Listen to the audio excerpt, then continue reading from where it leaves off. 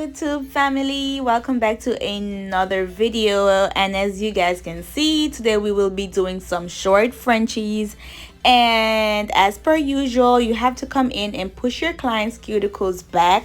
That way you expose all your new growth. Now I'm gonna come in with my cuticle bit. This bit is very gentle, so it's good for those of you who are scared to get close to your client's cuticle with your sanding band.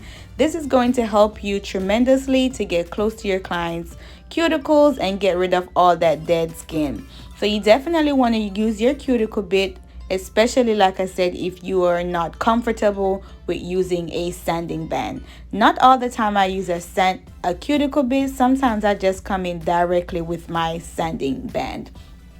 So whenever I'm prepping, my drill is at 5,000 RPMs. I never go over 6,000 because if you do, this is going to cause friction and you can damage your client's nail. So you never want to go over 6,000 RPM. So I would think that between 4 and 6, that's always a good range to stay.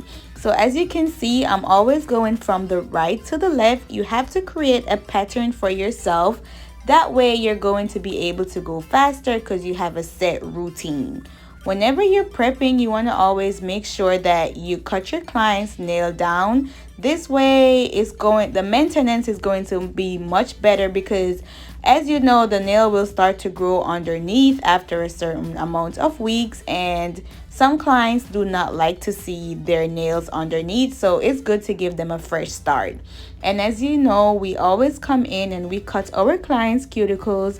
That way our nail is going to be nice and neat. And also I love to cut my clients' cuticles because sometimes if you do not, this can be in the way of your cuticle bead or if you're trying to polish.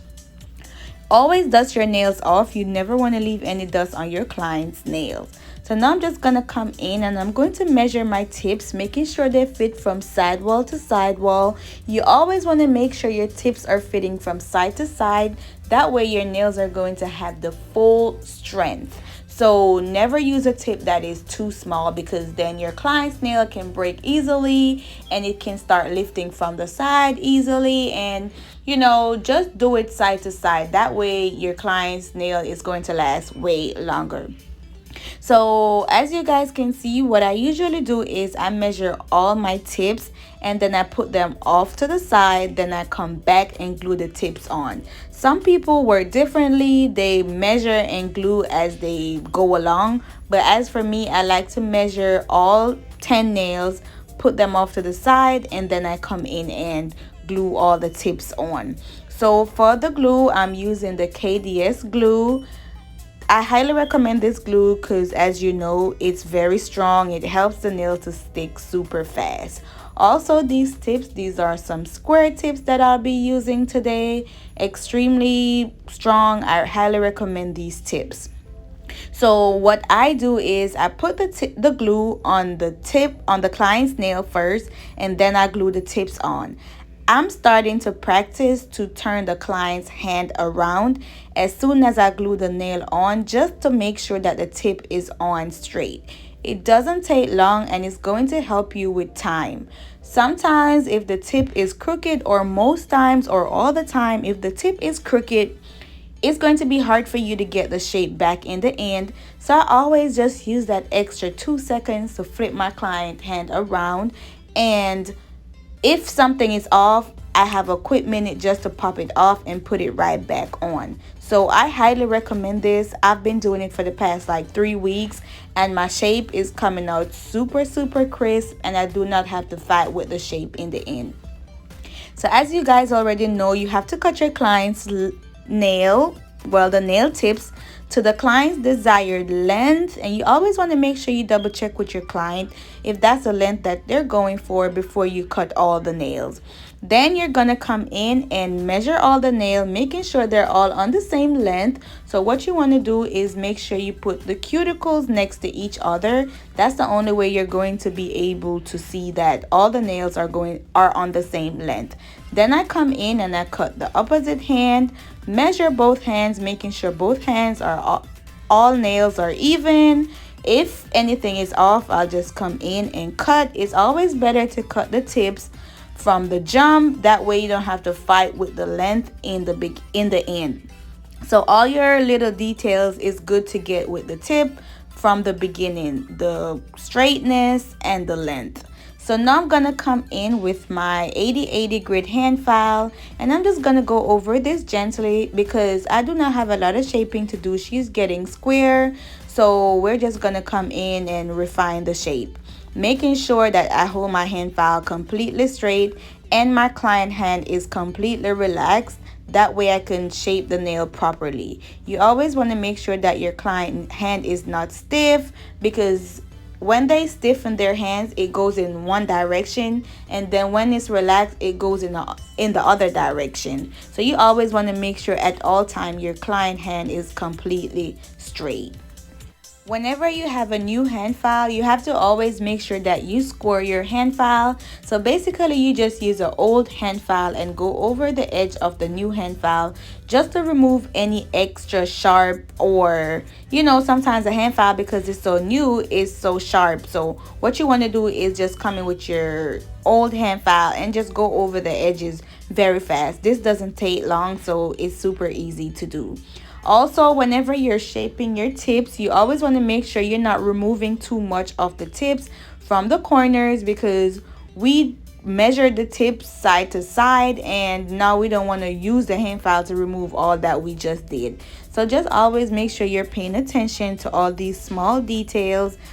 And also, whenever I'm shaping, I do not spend too much time on the shaping in the beginning, because whenever I apply my acrylic, the shape is going to shift again. So I do bring it to a pretty decent look that I'm satisfied with, but I'm not coming in with like a magnifying mirror making sure everything is top T, because this is a waste of time. So as you know, I usually come in and blend the tip to the client's nail. That way my application is going to be nice and smooth. And of course, we have to dust all the excess dust off the client's nail. That way we have a nice clean nail bed to work on. Now I'm gonna come in with some swipe and my lint-free wipes, and I'm going to use this to cleanse the client's nail. This is just going to help to remove any excess oil and dehydrate the nail. Then I'm going to use the Young Nails Protein Bond, and I'm going to give this 2 coat. Please do not flood your client's cuticle with the protein bond or your primer, because this can cause lifting. So just be mindful of the amount of primer you're putting on and not over flooding your cuticles. Of course, we use our Viva paper towel. You want to make sure you use a good paper towel that's going to get the acrylic out your brush. Now we're trying to decide which color to go with, and I did go ahead and swatch the colors. That way she can pick whatever she feels best, because she wanted to see a few options. So I came in and I showed her like 4 options, and all these colors are going to be on the website, and the link is going to be in the description where you can go ahead and purchase your acrylics. So these are the colors that we looked at. We did go in and look at another color. She wants something on the nuder side. So we did come in and she ended up choosing that last one that I swatched, which is Inner Peace. And that's what we're going to be working with. In this video, we're going to be doing a 1 ball method. So one thing, again, my last video we did 1 ball method, and I'm going to continue on 1 ball method in this video, because I want you guys to get a hang of how to do a 1 ball method if this is something you're interested in. So with a 1 ball method, you have to always bear in mind the length of the nail as well, because if it's a shorter nail, it just means that you need less acrylic to cover the entire nail. Other than if it's a long nail, it needs more acrylic. So again, with a 1 ball method, the length of the nail is important. That way you can know how much acrylic you're going to pick up to cover the entire surface of your nail. Whenever you're doing a 1 ball method, you want to place your acrylic just above the cuticle.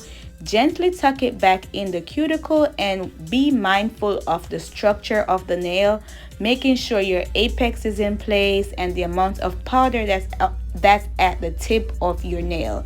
You always want to make sure you clean your sides up and keep that shape in place.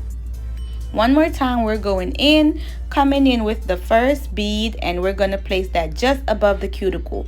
Whenever I'm doing a one ball method also, what I do is I stretch the acrylic. So when I place the acrylic down, I do not lose contact with the acrylic. I place it down and then I stretch it and then I release it. I'm not sure if you guys noticed that. That's something that I do all the time in my videos.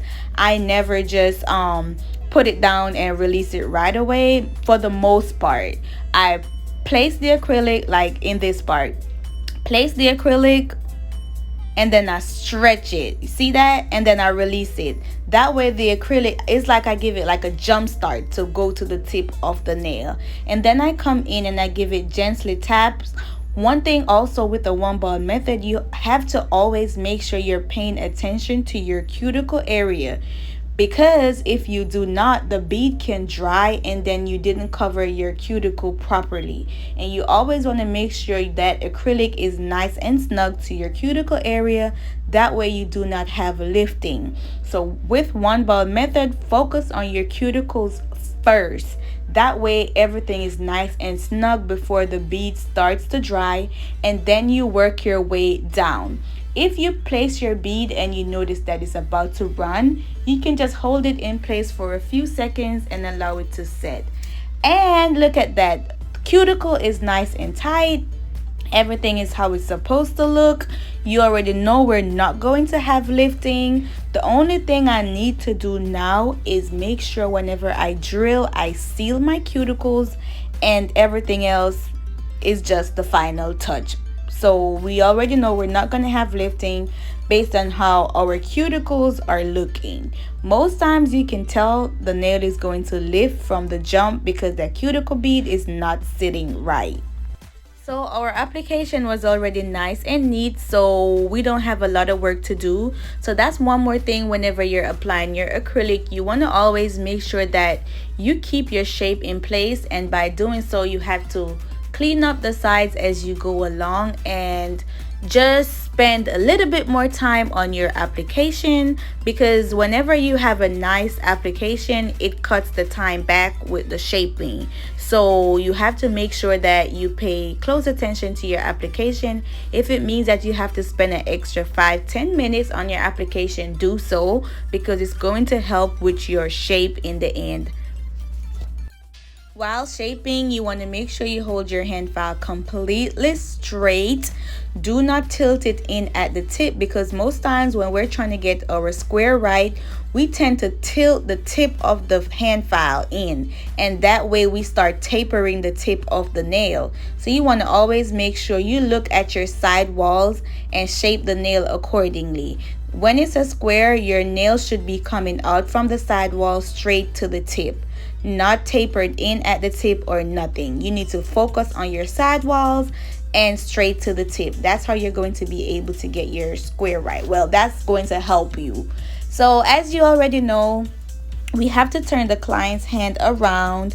That way we can see what they're seeing from the client's view, and if we see anything that needs fixing, we can come in and do so. So now we're going to drill our nail, and whenever I'm drilling, my drill is maybe at 20,000 RPMs. You do not have to start at 20,000. You can start at 14. Work your way up the more you get comfortable. This is where I'm at right now, and it works for me. This drill bit that I'm using is a Pana drill bit, and this is the medium bit.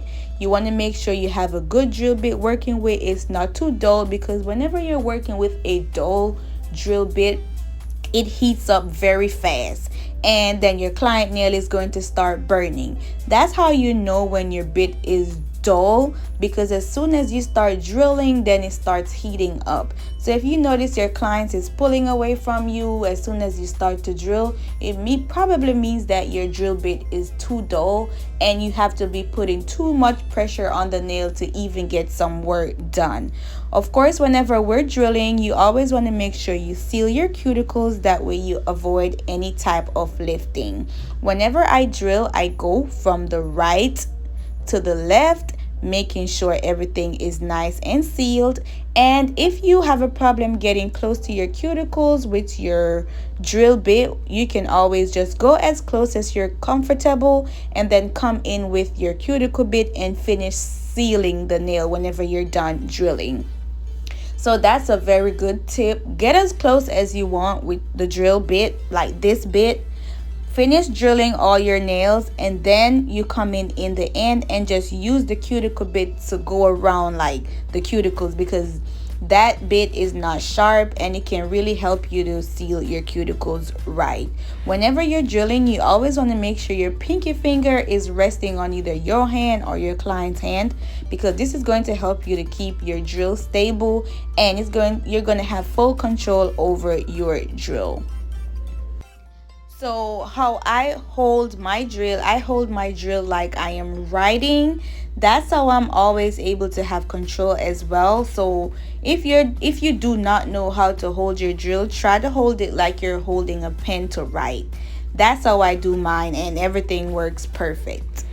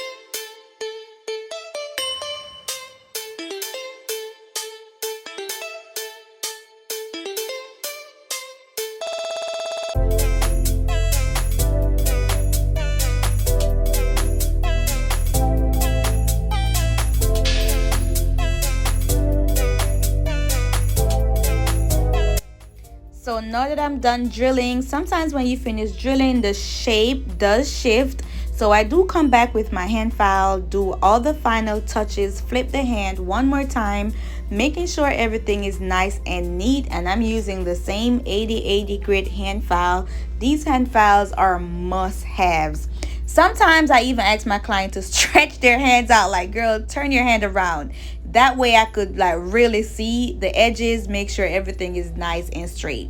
So my clients went, she washed her hands, and I cleaned all the dust up, and my station is nice and dust free. So now we can come in with our design. So I'm applying some matte top coat because I'm going to be doing a French, and this is the best way to get your French nice and sharp with only one coat. So if you haven't jumped on this trend as yet, you better get with it, because it's a very good option. If you don't want to do your Frenchies 2 times, come in with your matte top coat and you're going to be able to get it done in one shot, and your lines are going to be nice and sharp. So whenever I'm doing a French, I already visualize my French. I already know if I'm going for a skinny French or a wider French. Then I come in from the side, make one line, meet in the middle, and then I just shade the rest of it. But I always make sure I get the line first, nice and crisp, and then I shade it. So with French, we already know what our French is supposed to look like, or what type of French we're going for.